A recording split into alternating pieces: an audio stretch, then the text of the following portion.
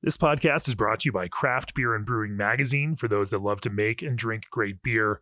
Learn more online or subscribe at beerandbrewing.com or find us on social media at Craft Beer Brew.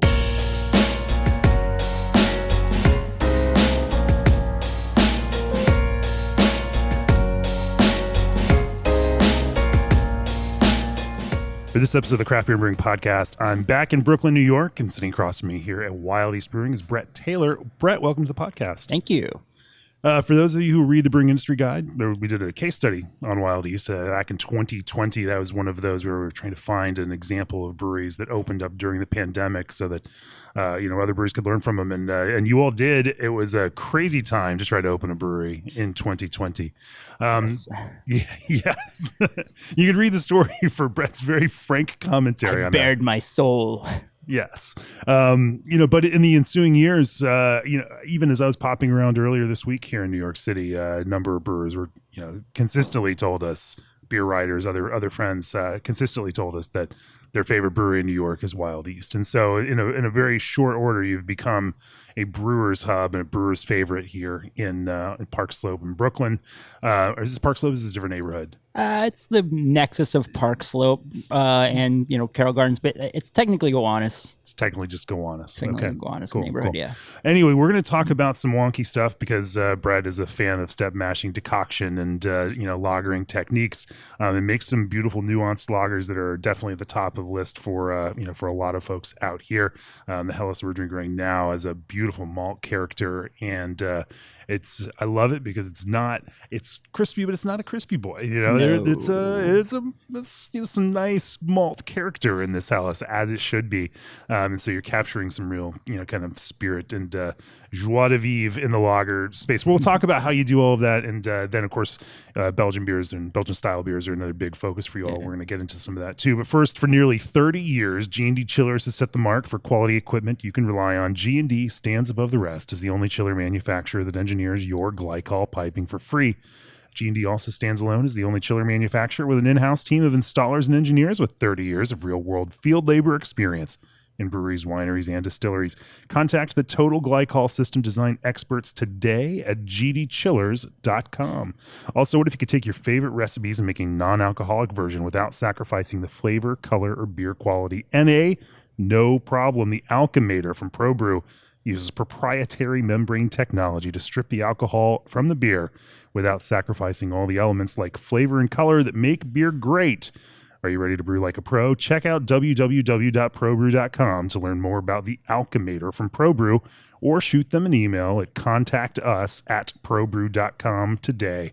ProBrew is a subsidiary of Technoblend, now a ProMock brand. All right, Brett, give me the story. What's the story of your personal beer journey? From passion to profession. I'm gonna have to use that again. From passion to profession here in the beer world. Yeah. So the first time I ever tasted a beer was probably a Coors Light or a Schlitz or something like that in as a 10-year-old in the 80s. And it was the most disgusting thing I could ever imagine. So I never really tried one again through high school. I never really when the kids were out in the field drinking Miller Genuine Draft and whatever, I never touched it. Didn't care. And then I went to college and I was straight edge in high school too. Yeah, straight edge is one way to call it. One way to name it. Yeah, whether by choice or not. Yeah. And then I went to college, and J.W. Dundee's Honey Brown was all the rage on college campuses in 1993, and so, or at least in Western Pennsylvania. So I had this beer, and I was like, it was there was flavor to it, and you still had to learn your way through bitterness, but it was a nice beer. It had a sweetness to it. There was it was a great sort of first beer. And then I went home after the semester. I was like, Mom, this J.W. Dundee's Honey Brown stuff's really good. Will you get me some? I was 18, And so she bought me a 6-pack, and I would drink that at home, over the Christmas holiday. And cool parents. Yeah, my family was always very very liberal about alcohol. It was always a big part of our our family get-togethers. They were very beery, and they still are. But I feel like I'm like one of the oldest people. I'm the oldest person I know who like didn't start on macro beer. In fact, I was probably in my 30s before I drank a Budweiser, like I know I specifically. No, remember, I'm with you on that. Like I know I've told this story many times on the podcast, but you know, it was college. I turned 21 in 1995, and it was just straight into craft beer from there. It wasn't called craft beer then, but yeah, right, yeah. It was But, micro, it was microbrew. It was an indie snob on the music world, and like I was certainly not going to go drink all this mainstream stuff. Right? Yeah, so it was J.W. Dundee's Honey Brown, and then that led me into well, you know, it's like Sam Adams, and then that holiday variety pack that you could get in like 1995 with the not even close to being an accurate depiction of lambic, but they had the cranberry lambic, and then they had like the spice this and that, and all the various things, and it was just a lot of fun. And then I got into imported beer and started drinking European beer like right around 95, 96. Never occurred to me that I actually had any that I would ever do something like this. I didn't start homebrewing until in the aughts, and then I just caught the bug, and I went. You know, I spent $1,000 in one day on equipment, and then I was brewing like first was once a month. Excuse me. Then it eventually got to like once a week, and when you're making sour beer, you can just keep making it and just put it in a corner and then see you next year. So then at that point I was up to about 150 homebrew batches or so. And I was like, and then I got an internship at 6 Point in 2011 and just did like cleaning and grunt work and that sort of thing. And then that was over and I went back to my, like, I had a career in journalism and then more and more home brewing, but I had this idea. I wanted to make a brewery, and then my wife wasn't my wife yet, but at the time she was like, you know, I saw the opportunity to go to the American Brewers Guild. She was like, yeah, you got to do it, and so I did that, and then out of there, I started getting some job offers around town here, but some of them were just illegally low wages. So I didn't take those jobs, and then I finally got an offer for $15 an hour. So at Keg and Lantern. So that was my first full-time job. I was doing a little bit of part-time work previous to that down at Strong Rope.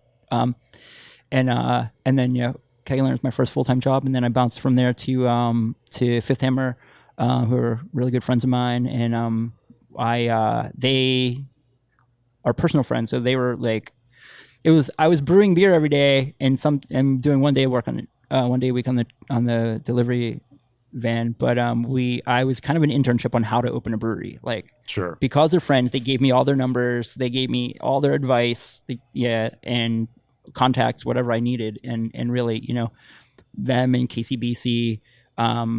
Fifth Hammer's up in Long Island City, which strangely enough is literally a half block from the apartment that I lived in with my wife and then my kids eventually, because we had kids while we were up here for 8 years down in Long Island City. Of course, there was nothing. There were no breweries back then. Yeah, there are now. There's a whole bunch of them. Yeah, and of course Fifth Hammer right there. Anyway. Yeah. So Fifth Hammer, KCBC, like they are friends of mine in the industry here who and there's others like Threes was hugely helpful and I could probably have a dozen others who just gave me a lot of great advice about how to do this and I found my business partners and we got this show on the road just in time to open up into the worst global health crisis in a century, which you can read about in exactly. Read all about it. The Brewing Industry Guide, case study back from 2020. Yes, Joe Strange. Well, so you decided to start Wild East. You've of course done the rounds and brewed for other brewers here.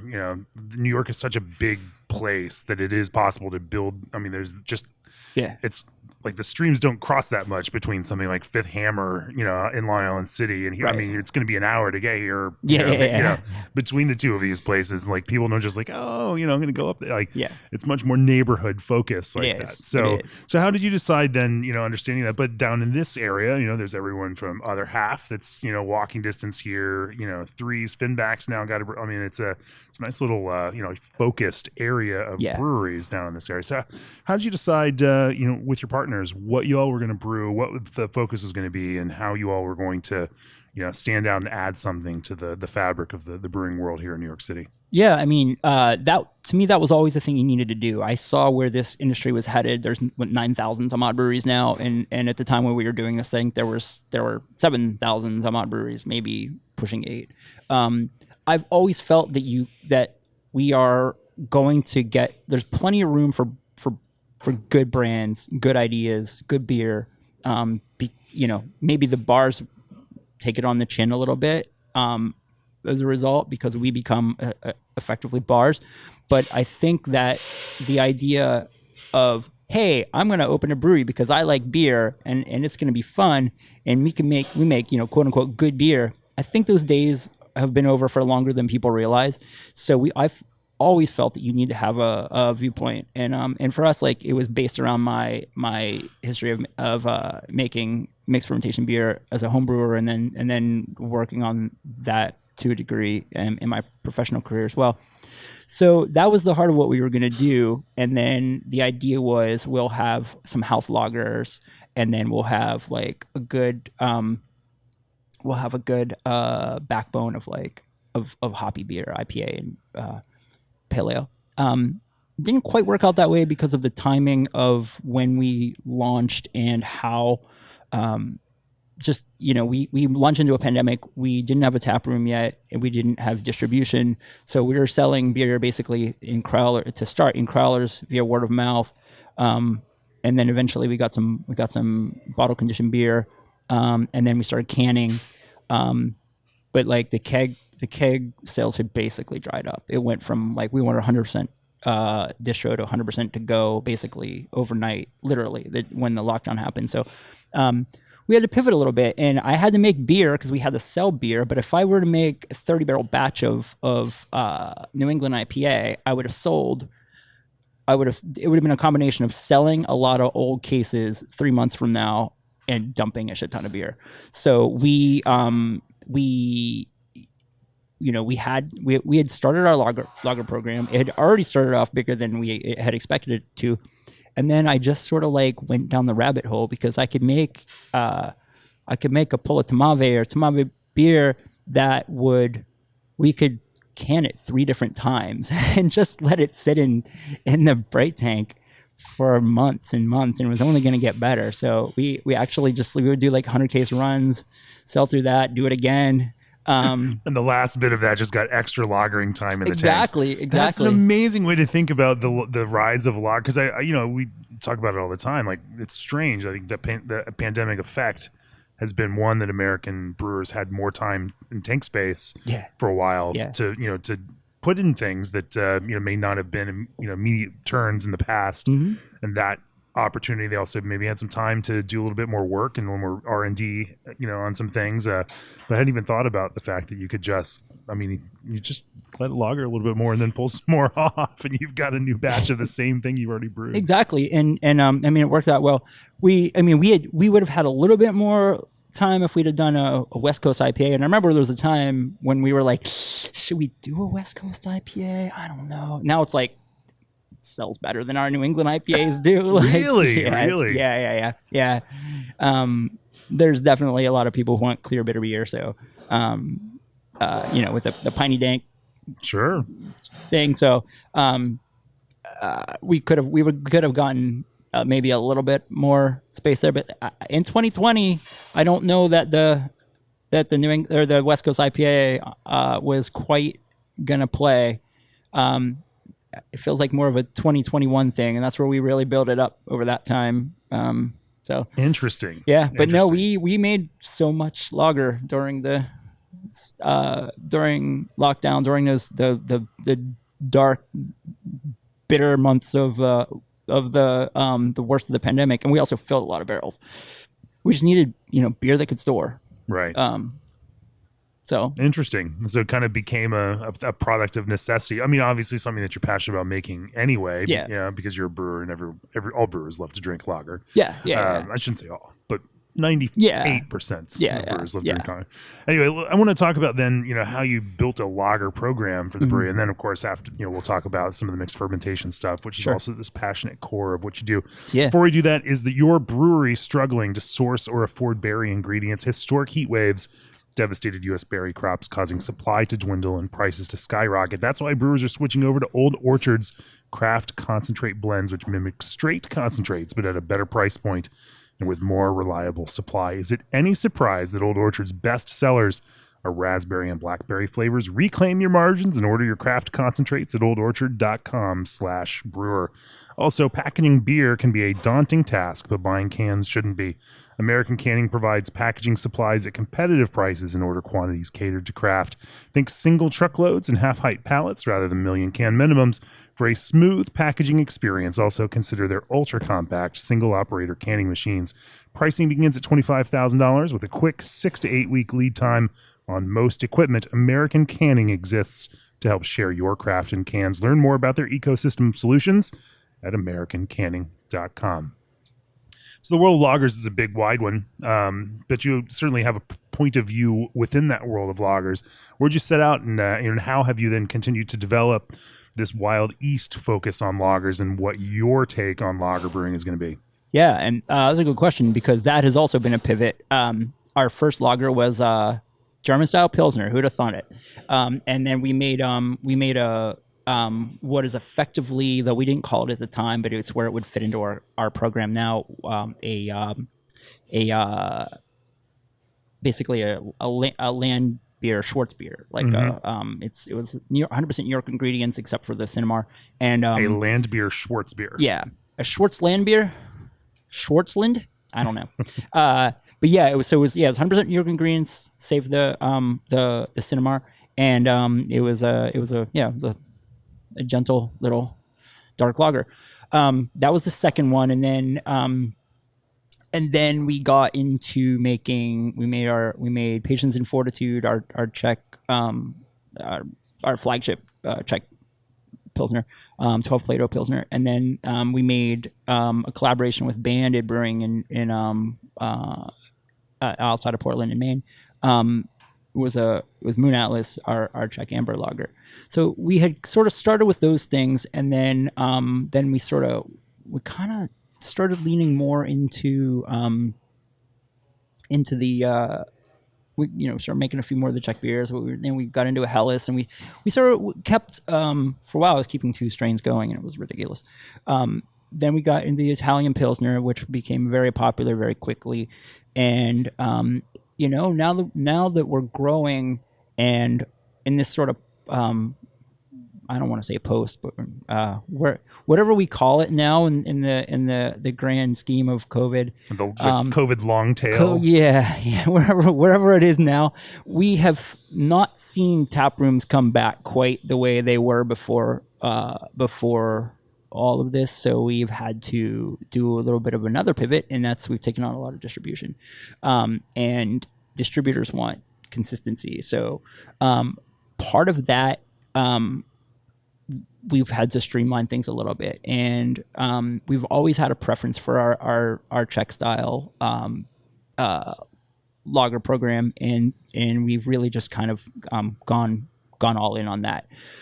So we New York City water, from the Ashokan Reservoir, Croton Reservoir, wherever we're getting it from these days. I think we mostly get it from Ashokan.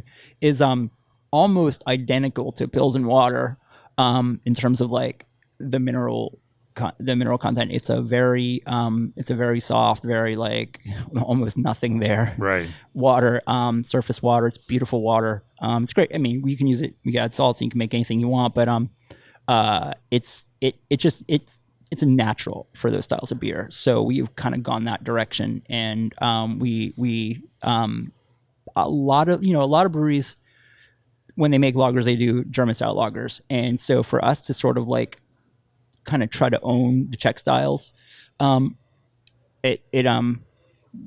lot of the other breweries in this part of the world are doing a lot of like step mashing and decoction anyway, and I'm a pretty firm believer that you can't. This is going to be a controversial statement, but you can't really make a proper Czech-style pilsner or Czech-style lager without decoction. Sorry if those are fighting words. I'm sure, and I guarantee you that there are great ones out there, great single infusion beers out there. I've had them; they are great. But like that's my exceptions that prove the rule, right? Exactly. But that's my take, and I'm sticking to it. Well, let's go through your process. You on your patience and fortitude, your 12-degree Czech style pilsner. Yeah. What's the design of that beer look like? Starting with the kind of the mash regimen. Yeah. So or not mash, the grist, and then it's Raven malt. Raven malt. Raven malt. Yep. So Moravian malt you get through hops and stuff. A lot of other. Why that malt? It's this beautiful Moravian malt. Mm-hmm. It's a little more rustic than you get with like a floor malted Weimar Bohemian Pilsner. When you say rustic, what does that translate to in terms of like sensory? It just tastes a little less perfect. And I think that's what I love about it. I think it wants the lager a little bit longer. But it has this like beautiful crackery kind of character to it that it sings to me, and I think it's really it wants a longer protein rest, and it really behaves nicely with the mash regimen we use, which is a protein rest, then like a really thick protein rest, and then we add some water to bring it up to like around 144, 145. Pull a decoction off of that, boil that, send it back to raise it to like the 158, 160 range. Then we pull another decoction to take it to mash out. It's made for that kind of work. Yeah. Whereas I feel like if you're gonna have a great that's a stressful process. It's a stress. Yeah, it's time intensive. But like the flavor wise, I think you can make, and I know breweries who make really good single infusion beer with that malt. But it responds really well to that process. It's made for that process. I think that like, yeah, I mean, anyway, that's I'm not sure what else to go there. Sure. Yeah. So from malt, and that's just 100% Raven malt. Yeah. And you just we're talking about the decoction process with that. Are there any peculiarities to the way that you decoct through that in terms of time or other things? So I have a 2-vessel system that has a little bit of extra process piping for moving things around. So I have a 30-barrel Abe system. I have a 2-inch pipe above the false bottom that I draw the decoction off with. It comes into the kettle, and I keep the whirlpool running for the duration of that, just so that it's moving. I want the Maillard reactions that you get, and whatever, a little bit of caramelization, but I don't want it to necessarily just sit there. It heats it up faster too. So that, then I just send it back. There's a flow meter on that, so I know exactly how much I'm bringing in. And then it goes back, and then wash, rinse, repeat. Cool. And you don't adjust the water at all because you just have perfect water that comes in here? I do. I add a little bit of chloride, just to get some calcium, some 50 ppm calcium. Sure. I didn't used to, but that's a new thing. Sure. And then as you move into a hot side boil, what's that process look like for this beer? And I should say we should also talk about hops and that kind of capacity because Yeah, so it's all Citra in the whirlpool. Sorry, it's Can you cool the whirlpool first? oh yeah, 160, bud. Yeah. No, it's Crosby saws. Crosby saws all day long. In the Why Crosby Oregon grown saws? it's not Oregon grown it's not saws. Oregon, No, okay. no. It's they It's theirs. they bring it in from Czech farms. Yeah. I love it. They do a nice job of selecting hops for you. I think because they're respected and they've got good buying power with the farms that they work with. I know that it's the same hops are coming from the same farm as Urquell. I don't know if that matters because they're different lots, but it's at least that somebody can grow the hops that the first brewery in the world who gets to choose the hops. Probably, I don't know. I'm making that up. If I'm really thinking about it, I'm pretty sure that they use that story for every hop grower, in that area. Because if you're Pilsner or Urquell, you're buying a lot of hops. You're buying a lot of hops. And their hop farms are generally not very large. Yeah, and exactly. so exactly. I imagine that Urquell buys hops from pretty much every single farm. That's right. Yeah. And so just by default, every single one of them also sells hops to Urquell, which is great because they can still tell you that it's the same story. Yeah. And meanwhile, some of them Urquell's probably like, I would never use that after like a 60-minute edition. That stuff tastes like, it's great for bittering, but it tastes like grass clippings. But it's great romantic story. Yeah, totally. No, I'm so sure. You use sots. Yeah, sots.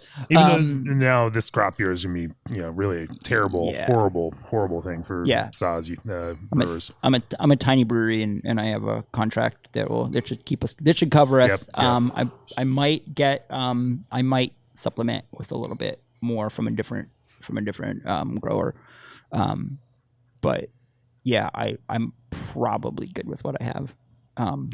Unless I have to go to. So at the moment we make, we have like our production turn is we brew one ale and one lager a week. And it's like patience and fortitude are then our Italian Pilsner, La Ultima Moda, and then something else. And it's just that over and over and over. So if I get to the point where it has to be like patience Moda, patience something, patience Moda, if it gets to be like every other turn, then I'm going to be in a little bit of trouble. But I think we're pretty good for right now. So yeah, it's that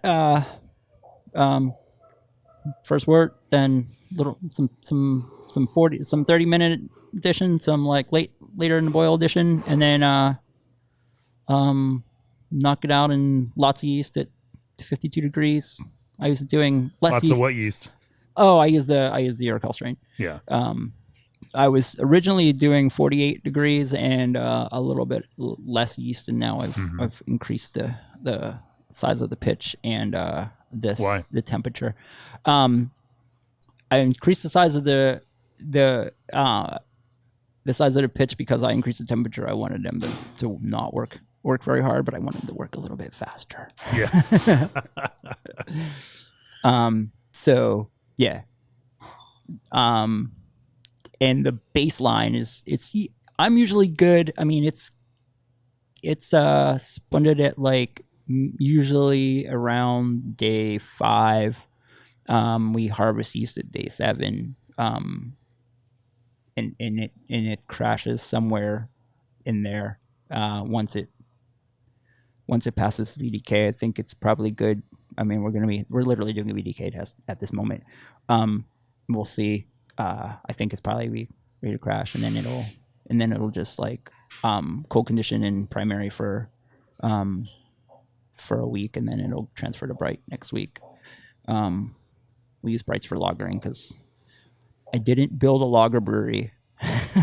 No, you built a wild brewery. I built a brewery that could do a lot of things, and I've had to add 2 bright tanks since then.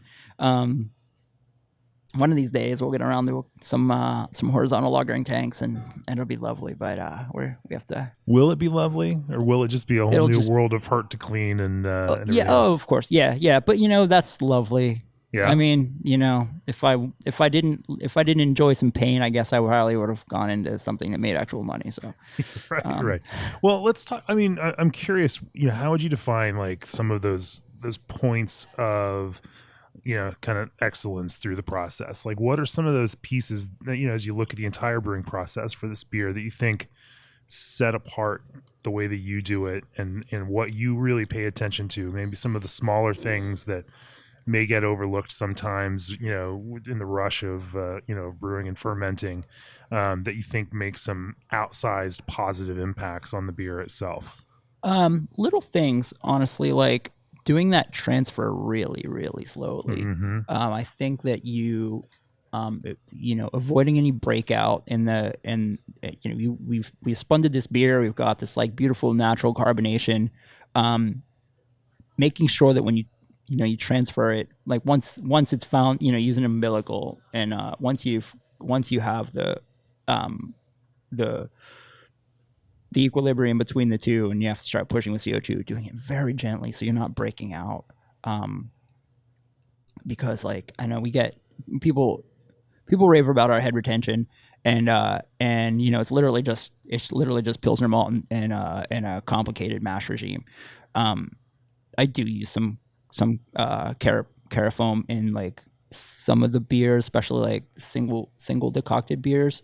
But that's just me keeping training wheels on that I don't necessarily know that I need. I'll play around one of these days and leave it out. Probably out of necessity when I'm like, oh shit, I forgot to order the carafoam. And then we'll never look back. Right. Hopefully that's how it works. Sure. Are there slow transfers and just exceeding care, hitting the numbers? We have a mash regime. Just hitting those numbers, making sure we get those pHs right. Like, I want a nice like a lower boil pH to get so that I can get, or like post boil pH, so that it flocks nicely in the kettle. So that we can run off like nice clear wort to start. Everything is always I'm always tweaking. I haven't written an SOP for any of these beers because I've never done everything exactly the same twice, probably, maybe, but I'm always fiddling, like, what if I lengthen out the beta rest for an extra like 20 minutes? What'll happen? And then you see like what happened. You get better fermentation. You get a more like a higher attenuation. What is the attenuation goal in this? What's the finishing gravity of Patience of Fortitude? Because you still, it still has body and still has some like feel to it, but obviously it's got to be dry. Yeah. So it's usually it's around 70. I'm not like one of those 12 Plato beers that checks in at 4.2%. Our beer is a little bit crisper than that. So typically Patience is like 12 Plato that finishes around 4.8 ABV. To me is like the sweet spot. So that I think that's somewhere around 3-ish. Yeah, give or take. I like it there. I don't want them. It's always a sure. It's always a bit of a balancing act. And I'm always trying. And I also like the full volume of my fermenters is 37 and change, and I have one 37 barrel bright tank, and I have two like that are like 30. Like 32 would be too much. So 30, we'll call it 31. So if I do a 37 barrel, I have to know what bright tank is going into, because if I do a 37 barrel batch, I'm going to throw away a fair amount of beer at the end.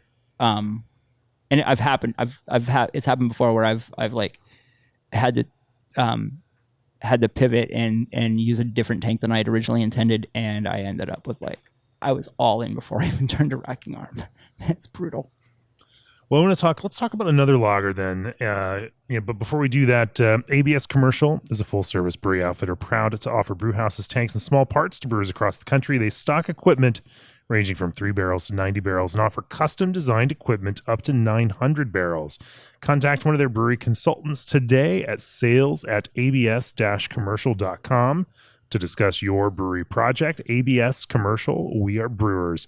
Also, there's a special offer on the table from our friends at Twin Monkeys Beverage Systems. Simply mention the CBB podcast, when you contact Twin Monkeys Beverage Systems to get a special discount on a brand new canning line. That offer is available through March of 2023.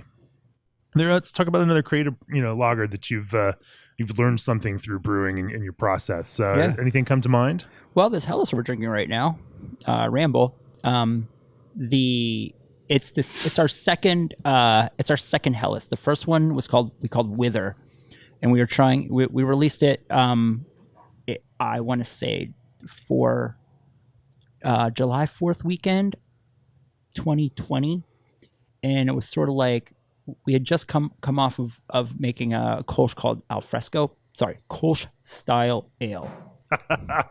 Called Alfresco, and it was, the idea was being like, that was our Memorial Day weekend release. Everybody's gonna be sitting outside and drinking, so we called it Alfresco. And then we switched, and then we came around with Wither. We were like, you can take it, Wither, you go. That was the thinking behind it. It was a white can because it was Helles, and everybody was like, they ordered the whiter, or they ordered the wheat beer. Like, okay, this is not working.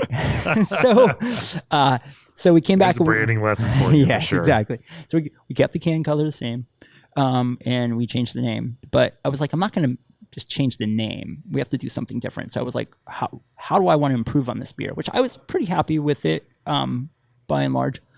I got a little bit more nuanced in the hopping. At the beginning, every lager I was making was like single malt, single hop. Well, this wasn't. I mean, the Helles has a little bit of Munich malt in it, as well as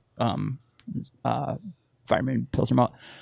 But I was like, what is the heart of the Helles? What am I trying to get here? Is like smoothness. I'm like, how do I make this beer smooth? Well, I double decoct it. That's how I do it. And so that's that's where we went with this. And that's why, decoction, always the answer. It's always the answer. So when we were talking about, we were talking about this before, and you're saying like how smooth and malty it is. I'm like, yeah, I mean, it literally, like, I wanted to like really, really, really capture that. And you do that on the recipe sheet, but you also do that in the mash tun. And it's been very popular. There was a brewery here in the city called Folks Beer that made a very popular Helles called OBL, Old Bavarian Lager. They did not survive the pandemic. Yeah. They were a pretty beloved brewery. So there was definitely not an opening for like a New York City, a well-made New York City Helles. So we were, it's not that we were thinking about that. We started making these beers before, while they were still around. Basically kicking our ass in the out in the market on Helles. But like we are sort of this is the beer that's around a lot. Maybe the most readily available. I'm not sure. I've only made it. I make it almost every other month or so, not that often. Yeah, it's just like one of those things that if you want to Helles in New York City, probably your odds are best to get it here. Sure. So talk to me about what that structure looks like on this. How do you, obviously double decoction is your answer to the smoothness, but where's the malt fit on that, and is there any different approach to water, since this is not a Czech-style beer in a sense? Yeah, no, definitely. I definitely go a little bit more gypsum heavy on this one, and there's a little bit. It's a different approach with the hopping. It's not a, like I call Patience, and the 10-plater version of Patience and Fortitude is Little Patience. Both of them I call them like Saz bombs. And I love. I love the hop, so it's great. This is just a delicate sort of Weirmann. It's all Weirmann Pilsner malt, and like I said, a little bit of Munich, and just to help layer in a little bit of subtle flavor. But yeah, most of it's done in the it's done in the mash tun, Sure. and the kettle, I guess. For the How's the step mash vary for? Yeah, does it vary at all? it doesn't vary very much, not very much. No, by and large, I think with environment I can go with a shorter rest times for like the beta and alpha rests than I do with Raven. Raven being, I mean, it's good. It's well modified malt, but for whatever reason, I feel like it wants a little bit more time. Whereas the environment stuff, I feel like it takes off pretty quickly, especially like straight ahead environment Pilsner malt. Like it responds quickly. I think it's more or less been made for a single infusion. And your calculation is looking at the speed of fermentation and how and the quality, that attenuation curve on it. Yeah, basically. And then you tweak from there. Sure. What's the hop approach on this one? It is it's a little bit of it's middle fruit early, and then a little bit of middle fruit and sort of mid late. And yeast, obviously, this is going to be a different strain, isn't it? It's not. I had to pick a house strain. So there you are. Yeah. So I use Raquel for it, but I don't make my life easier by using that strain. We won't tell anybody. Yeah, I just told everybody. No, like if I could, I would essentially have a full on like Czech and German lager programs, but it's a lager program right now that leans pretty heavily Czech. But keeping a separate yeast does not make a ton of sense for me. So I choose the one that's most appropriate for the flagship beers, which also is it's not the easiest yeast to use. Yeah. Yeah. I mean, what challenges does it just throw at you in fermentation? You have to, I mean, what I love about it is that, I think a lot of times like having something to clean up is a good thing. I think there's some flavor development that happens, and this is purely anecdotal. But for me, I feel like, burning off some sulfur and some diacetyl takes you to a better place when it's all said and done. But you got to do those things, and that's what the thing is with this yeast is like if you don't derust it, you're in trouble. Because I've gotten into that trouble. Sure. In a non-climate controlled cellar, I mean it's vaguely climate controlled in that where we're sitting in the barrel room, there's a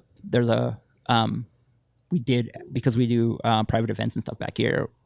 We do have a little bit of a vent, and I have the process of making beer helps to warm up the other side of the cellar where the brew house is. But it takes a few days sometimes in the dead of winter in New York City to like get a good proper diacetyl rest. So yeah. Are there any other details to this one? I mean, I'm still taken aback by just the smoothness, but also just the fullness, the fullness of the malt character. It just feels so nice and round, like plump even, and so while it has that kind of crisp edge character, I can't even keep using that word, but like still has that kind of that lager expectation of cleanness, but with this beautiful fullness as well. The reason we do, as I go through this whole speech about how we like focus mostly on Czech-style beers, or that's the main focus of what we do. We do keep this around because it fits for a pale lager that's not heavily hopped. It fits into a place that I don't have a Czech beer for. I think you need to have like a malty but like not heavy lager in the lineup. This one is a little, it's got a little bit more. It's a little bit like more robust than maybe some would be, but it drinks very easily, and it's ABV under 5. So, we're still very much in lawnmower land, I think. Yeah, no, and that hop character becomes this kind of very, very soft floral, maybe small hints of lavender, but also just a little bit of that, noble herbal spice also too. Not strong, just nicely rounded over and smoothed over and just kind of sanded down into a nice smooth edge. It's really, really wonderful. Are there any other, especially, finishing challenges that this one poses to you, or is it pretty standard? This is a very well behaved beer. The 10 and 12 Plato beers take a little bit more. They don't clear quite as nicely, but like I don't find any of these. I find things occasionally, but I don't. I typically most of the lagers I've always said we make like a quote unquote rustic lager, sure. Which is like, how do we even define that? But I think that's just, it's an ethos more than anything else, and mostly just like using good ingredients and kind of staying out of the way. Sure. Let's shift gears now again and talk a little bit about brewing West Coast style IPA Sure. On this largest city on the East Coast. Talk to me about your approach to that. I'm curious. I mean, we've certainly seen. You can't say that West Coast IPA is back. It never left. It's always exactly. It's been a commercial powerhouse, all through the rise of hazy, juicy IPA. And bringing it back just means people are paying attention to the thing that's always been there again. But, but in terms of that, especially within on-premise stuff here, which is much larger in New York than is in a lot of places, just because there are a lot of drinking establishments, not as many breweries. People will go by through bars and, looking at their interests, may not have been putting as many West Coast IPAs on the tap board when you start seeing hazy and juicy IPAs moving that much more. Totally. But that crowd that was interested in them never went away. How did you start, getting into that kind of approach and find out a way to, make a West Coast IPA that also fit East Coast drinkers and found some character of your own through that? Yeah. Well, Jamie, I'm a 47-year-old former homebrewer, so I have made a lot of West Coast IPA in my day. I have a cabinet full of, I might have gotten rid of them, but cabinet full of ribbons for making West Coast IPA as a homebrewer. So it's the original IPA for me. Yeah. It's a but IPA and even West Coast IPA has really undergone some changes. Oh, it has. We're looking back at West Coast IPA now through the lens of hazy and juicy IPA with all of these other techniques now at our disposal. The malt is getting brighter and brighter and brighter.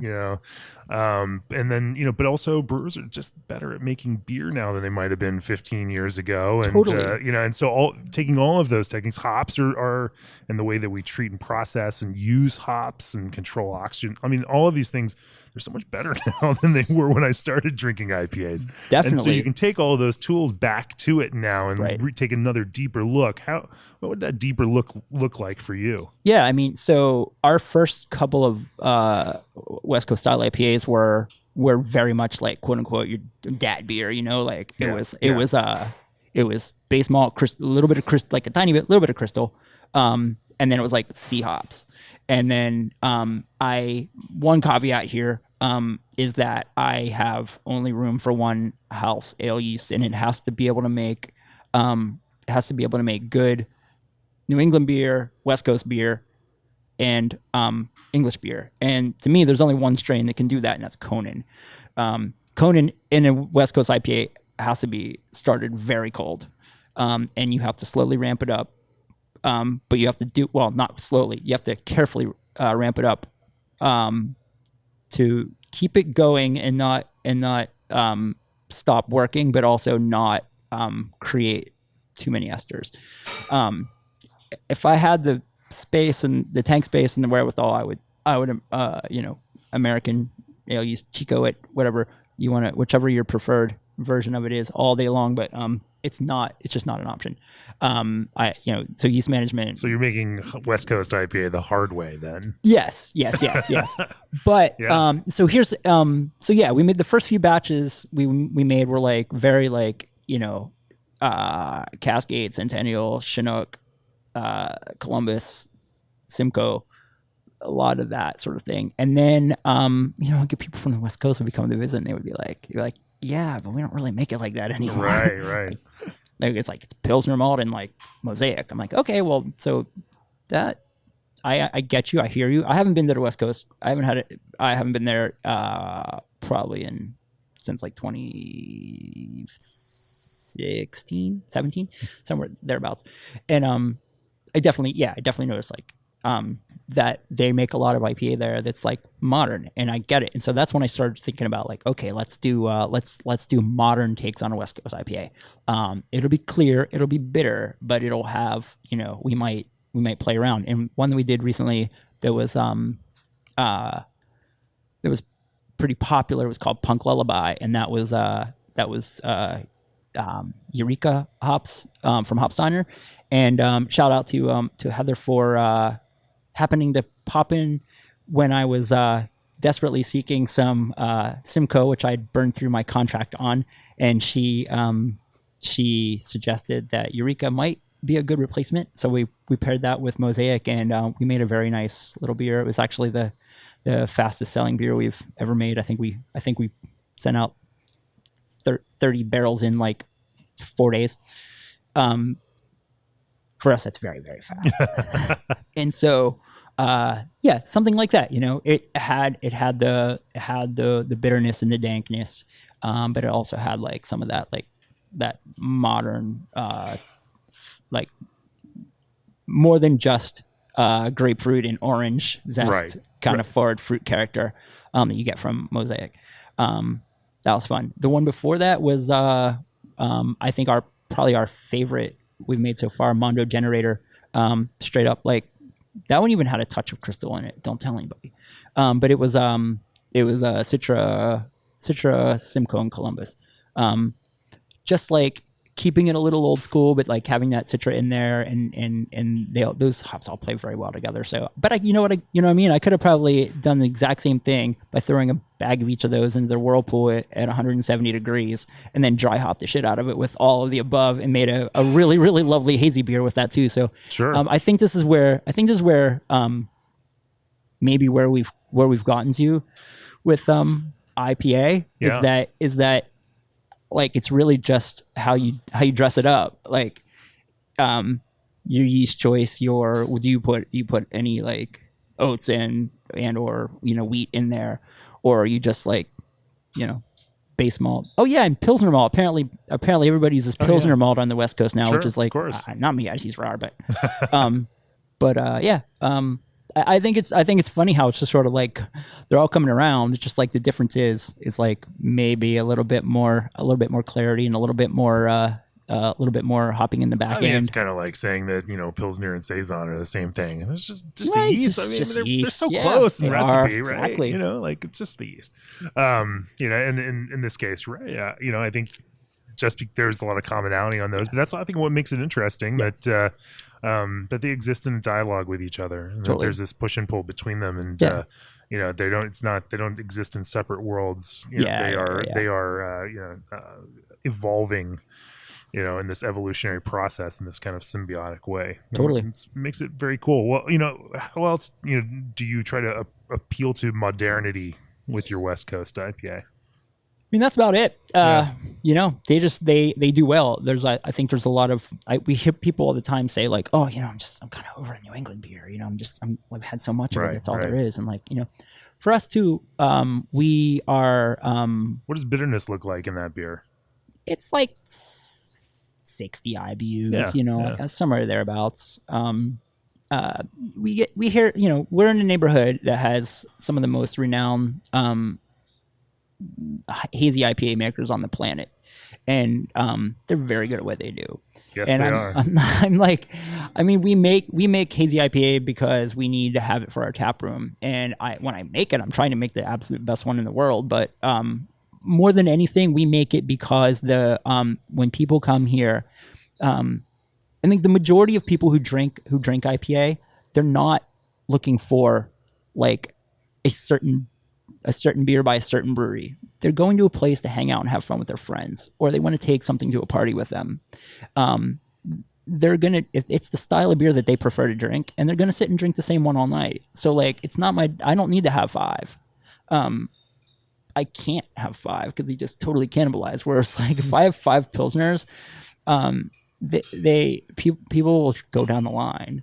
I mean, they might, sure, I'm sure they go down the line the same way they do at other places, but like with IPA, but it doesn't seem to, like when we've had more than one here, it's just one always just gets like, it's always the older one too. So it is interesting, and I've heard the same thing. Like they're like, well, we could put two of them on, but then each one is going to do half as much as the one we have, and so we choose where we want to go on that one.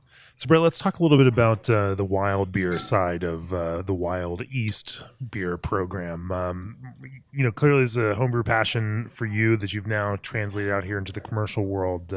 Where did you approach it from? And how did you intend to, again, make something that felt like you all in this bigger, broader, wild, sour, funky beer space? Yeah, I mean, I had this grand idea that I was going to come into this with these like homebrew cultures that I'd been repitching, and then I sent them out to be banked, and once I got them back, I didn't like them at all.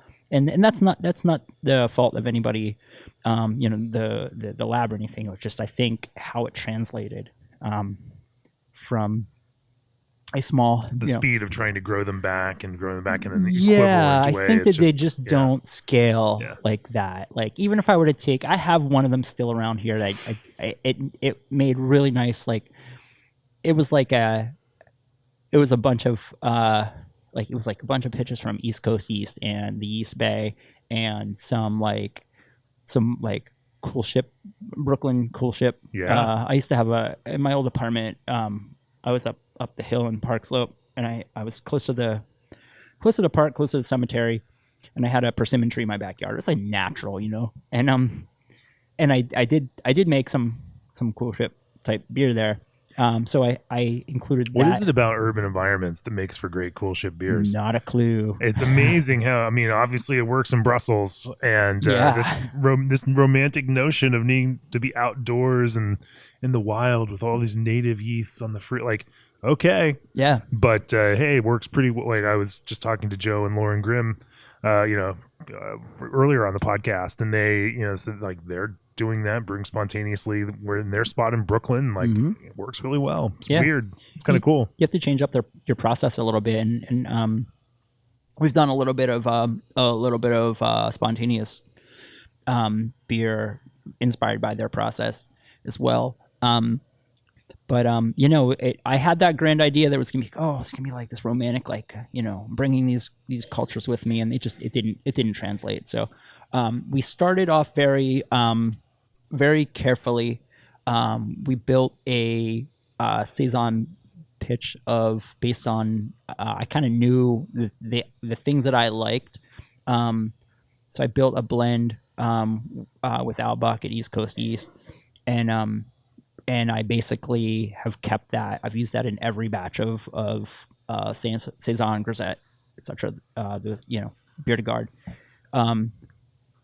that we've made, and I oftentimes will have to like co-pitch it with a fresh pitch of the Saccharomyces component, which is a blend of a couple of Saccharomyces strains, Diastaticus strains, and so it lives on through every beer, and then I have this 30 barrel foeder over here that so you do that because the acid producing portion of that culture tends to overpower. You want it to still be able to ferment out that faster and give them a little less to work on then. Exactly. It needs to taste like when it's young. I want you to be able to taste the saison, a clean saison kind of character. I want it to be, it's not just like, because if you do that, we're just going to make sour beer, and that's a different animal. I like to make saison that is tart and has a forward Brettanomyces character. So the blend is built for that. So oftentimes we'll need to to have the sack portion of it re-upped. Occasionally, I will use just the sack at the beginning if I'm feeling I need to repitch it for something else. We do have a grisette that we called Fluent that we make. That's our lone like sort of clean, quote unquote clean farmhouse style of beer. A portion of that then will go to like we can and keg that, but then a portion of that goes to a foeder to make Influent. Then that gets packaged. We have a Saison Solera over to our right over there that we use for contour interval. I used to be a map maker, and the idea of the contour intervals, the lines on a relief map. Yeah. There's an interval between those lines, and that's how you show elevation. So it was just a fun play to like talk about how like it was like a metaphor for how often we package. There's an interval, and that interval is when we sort of decide that this tastes good, is what we want to do. And so yeah, it's like 30. It's a 30 barrel foeder, 15 barrels out, 15 barrels in is the way it's going. We're on. I have poured you some of number 3 here. Number 2 was our first ever medal that we won for anything. Here won the gold medal in the New York State competition for wild beers. So this is Contour 3, which is a little less tart than that one was. I upped the that was the outside edge of where I wanted the acidity in this beer, so I upped the hopping rate on it a little bit. I like that sort of like almost like I like a minerality for sure in my saison, but I also like there to be like this very subtle interplay between the bitterness of a saison, like from the bitterness from the hops, but also the acidity. Those two things are not supposed to go well together, and it's just like when you pair just little subtle like fight between the two with a little bit of minerality, and like a nice like Brett finish, like Brett finish, like sort of like a little bit of the sulfur struck match kind of thing. It's just all like those are the things I dream about at night. So sure. The things you dream about at night. Yeah, so that's what I have in mind whenever I made this beer. So it's 100% New York ingredients. Our farmhouse like in sour beers are all they're all New York ingredients, almost exclusively. Occasionally, like we get a lot of fruit from New Jersey, but that's actually more local than most of New York is. But like our it's New York craft malt. We use their Pilsner malt and their malted and unmalted wheat to make this beer, and usually how much wheat is in here? It's about 30%. Okay. Yeah, so it's like it's our quote unquote wheat saison. It's definitely fluffy and has that fluffy, weedy saison character to it. What's the acidity goal in this? Do you measure it in pH, titratable acidity, or do you just do it by taste? I do it by taste. Yeah. I tell people I'm a very tactile brewer. It's how I decide how I want things to be is based on how it looks, feels, tastes, smells. It's totally not scalable. But who needs to scale a sour saison program, right? Exactly. Well, I mean, we do. That's the thing. We actually have found a way to do it. We're going to do 2,400 barrels this year produced, and we're gonna probably be about 42 next year. So yeah, we're a very small brewery, and but no, what we found is that we have this little foeder sitting right next to us over here. It's 15 barrel foeder. We did a table beer through there. It was like a 3.8% table beer that we were like, you know what, let's do 16 ounce 4-packs, can condition, mix firm beer, and then do a bunch of kegs. And we realized that you can sell through a 15 barrel foeder in a solid 3 weeks if you don't try to devote it to bottles. So we've moved our whole Foeder Saison program to can condition beer. You take a massive hit on the margin, but you sell it a lot faster. So you make it again, and you can just roll with it. So I honestly think that we could probably package off 100 cases and 20 barrels worth of kegs from a Foeder of Saison and sell that in a relatively quick time.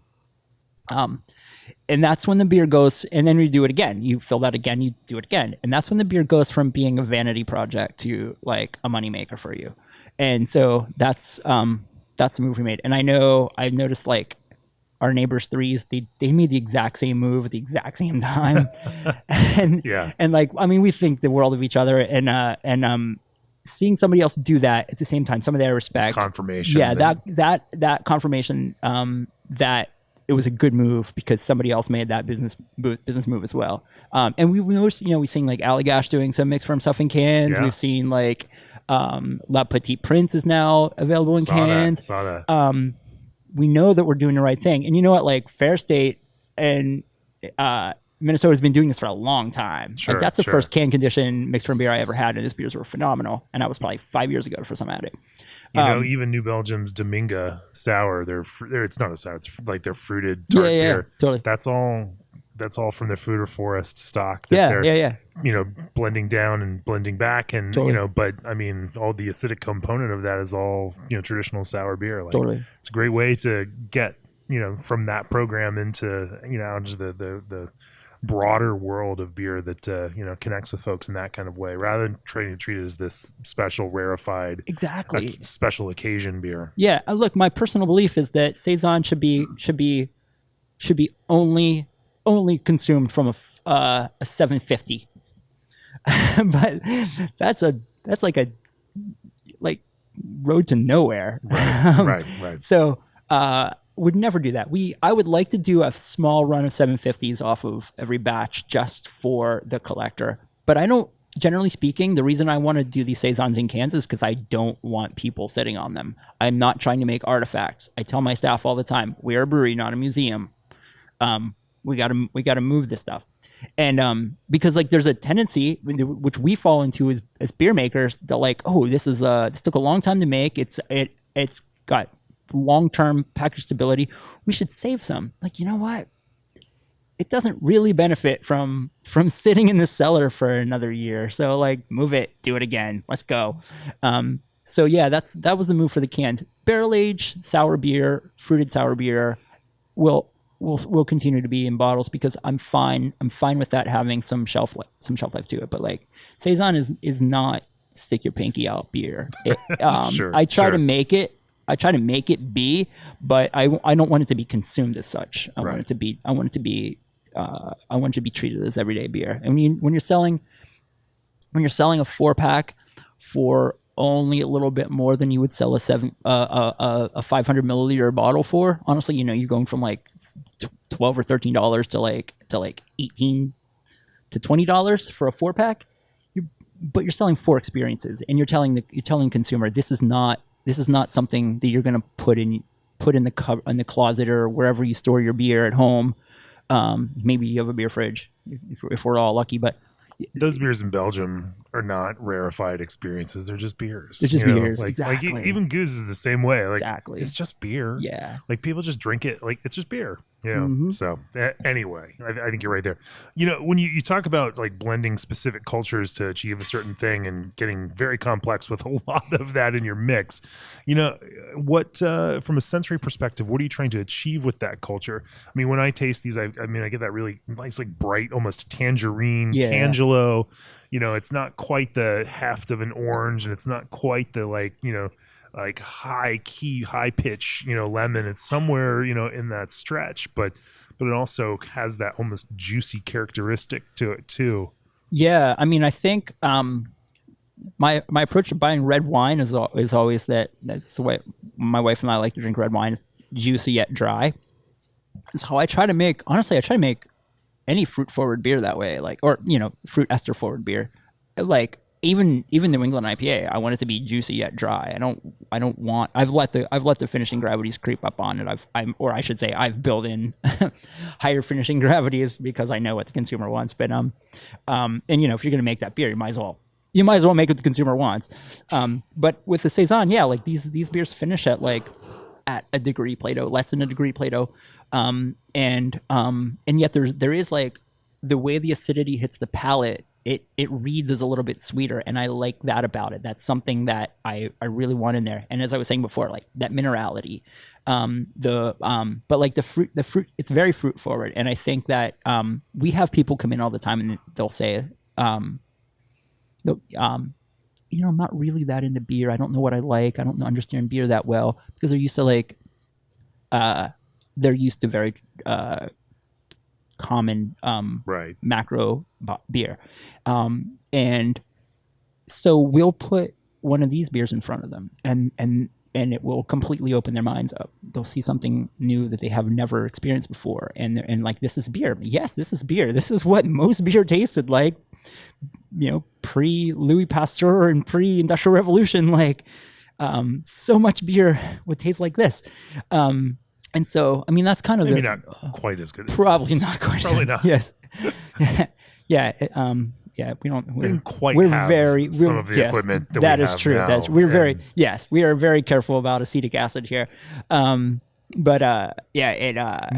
maybe not quite as smoky as they were at that time too. Yeah. Sure. We haven't made our smoked tart saison yet, but we'll get there one of these days.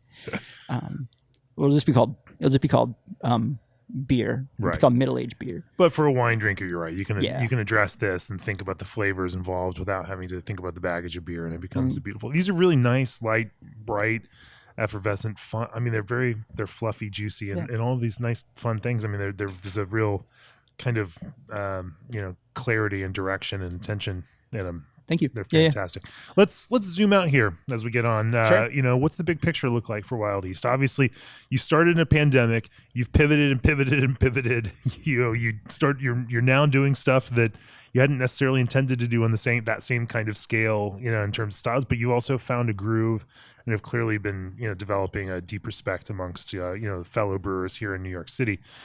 What's next? What do you hope to achieve? And, what does success look like? What do you know? When will you know you get there?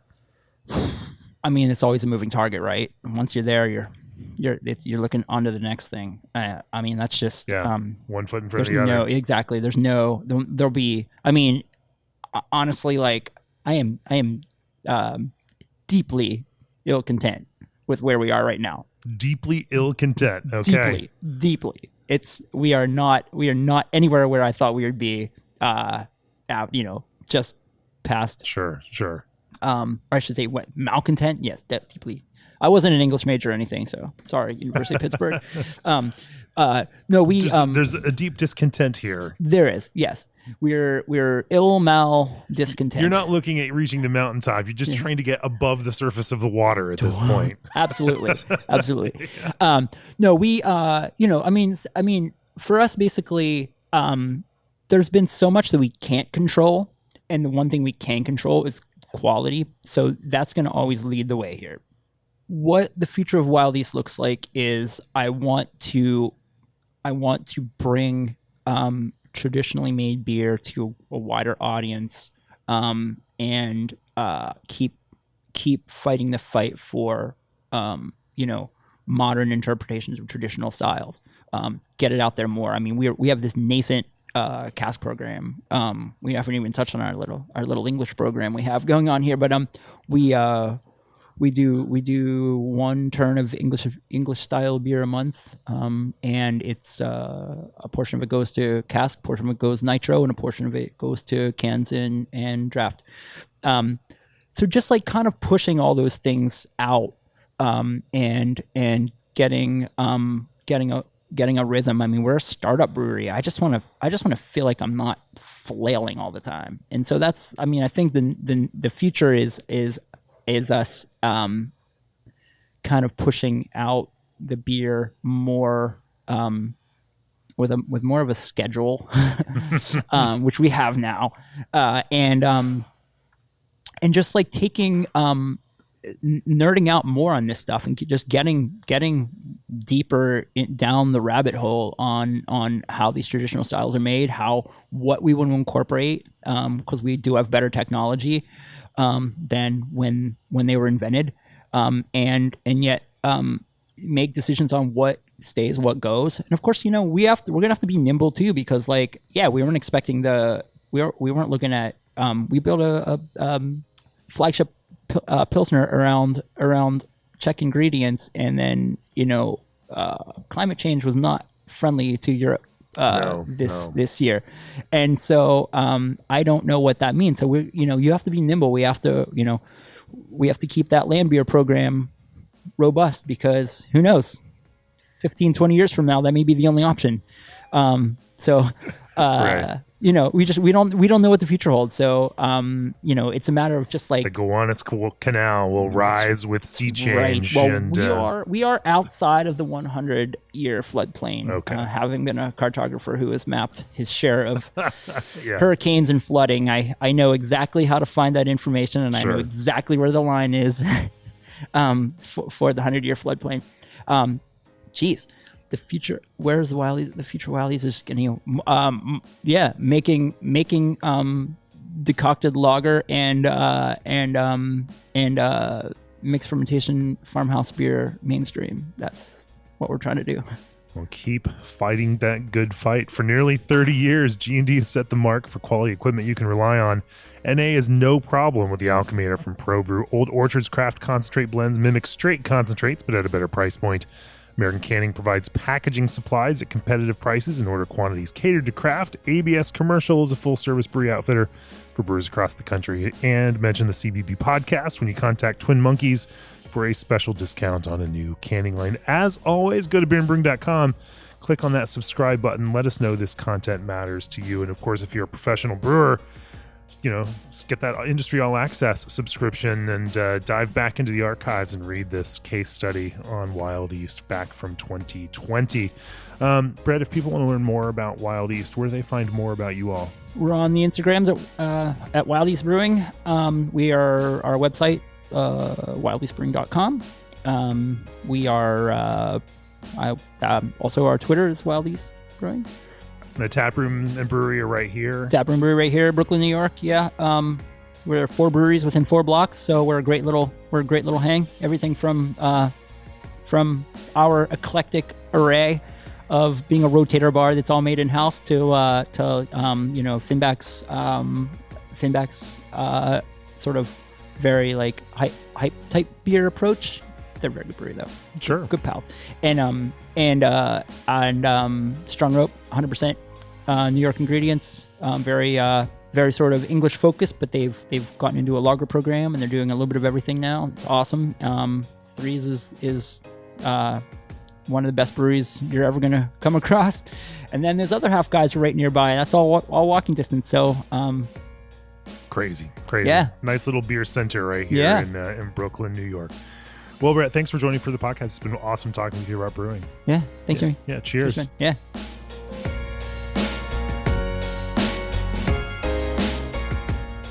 This podcast is brought to you by Craft Beer and Brewing Magazine for those that love to make and drink great beer. Learn more online or subscribe at beerandbrewing.com or find us on social media at Craft Beer Brew.